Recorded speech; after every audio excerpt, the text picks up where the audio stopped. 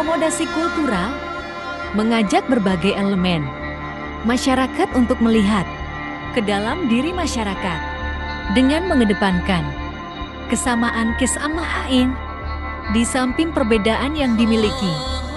Studi menarik Martiniello mengeksplorasi bagaimana migran dan musik etnik minoritas berubah dan memperkaya budaya lokal, khususnya budaya anak muda, melalui proses seperti cultural mestiçage, fusi penggabungan, dan invention.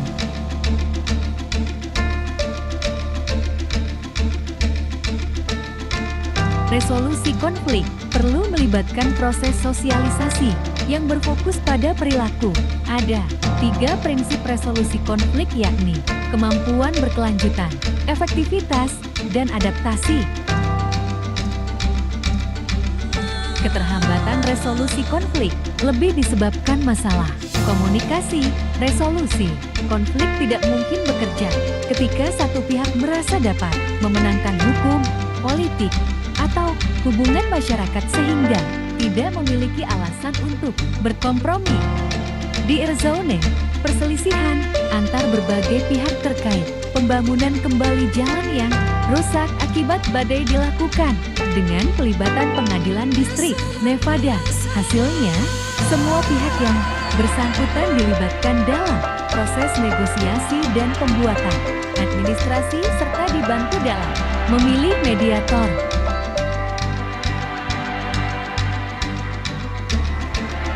Secara umum peta konflik yang terjadi di Indonesia dalam kurun waktu 10 tahun terakhir cenderung memperlihatkan 3 bentuk yang menurut penulis patut diperhatikan.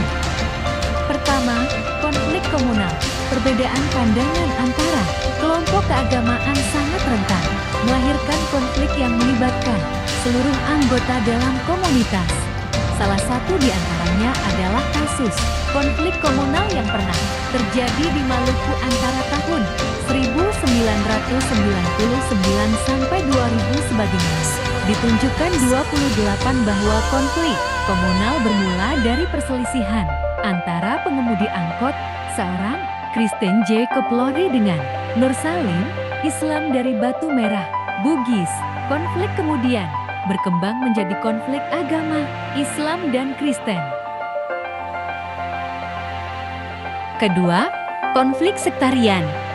Intraagama menjadi pemicu dalam penyebarluasan konflik atas nama agama. Konflik ini tidak dapat dipisahkan dengan pemahaman keagamaan individu dan kelompok. Dalam masyarakat Muslim misalnya, konflik sektarian yang sering dimunculkan di permukaan adalah konflik Sunni Syiah. Bentuk konflik sektarian ini bermula dari peristiwa perang Siffin. Dari situlah kemudian muncul kelompok Sunni dan Syiah serta kelompok ekstrim Khawarij. Ketiga, konflik agama yang diakibatkan eskalasi politik yang menguat karena kepentingan kelompok atau partai tertentu dalam pemenuhan target kekuasaan. Agama dijadikan sebagai alat yang sangat potensial dalam pemenuhan kepentingan dan kekuasaan yang berakibat pada lunturnya rasa kemanusiaan atas nama perbedaan pandangan secara politis.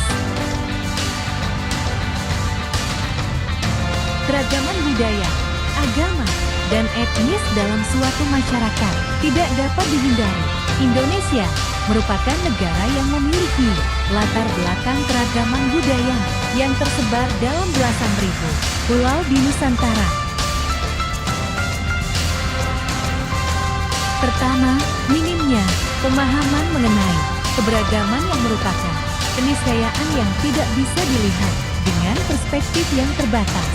Kedua, sikap eksklusif menjadi salah satu akibat yang melahirkan konflik atas nama agama. Eksklusivisme dalam beragama merupakan karakteristik dari kebanyakan umat beragama yang berpandangan bahwa kebenaran dan keselamatan hanya ada di dalam agamanya sendiri.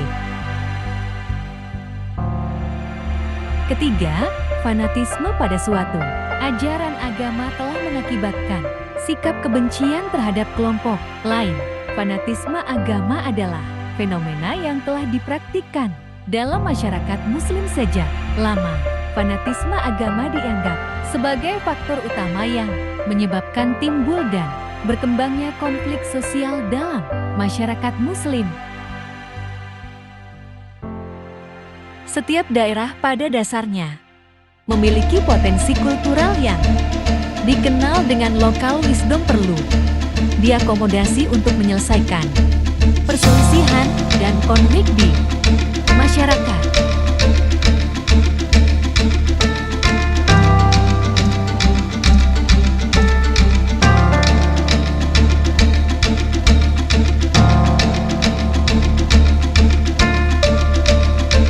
Konflik dilatar belakangi banyak hal.